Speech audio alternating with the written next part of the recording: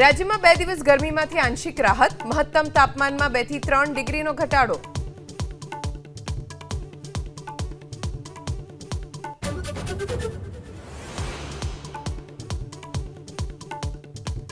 દેશમાં બદલાયો મોસમનો મિજાજ, બિહાર ઝારખંડમાં આકાશી આફત, દિલ્હીમાં આંધીનો કહેર, છત્તીસગઢ અને મધ્યપ્રદેશમાં હીટવેવની આગાહી.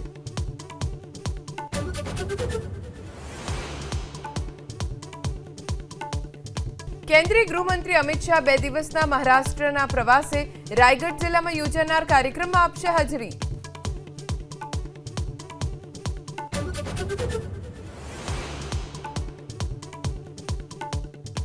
સાળંગપુર ધામમાં હનુમાન જન્મોત્સવની ભવ્ય ઉજવણી, વહેલી સવારથી ઉમટ્યા ભક્તો, સુવર્ણ વાઘામાં દાદાના દર્શન કરી શ્રદ્ધાળુઓએ અનુભવી ધન્યતા.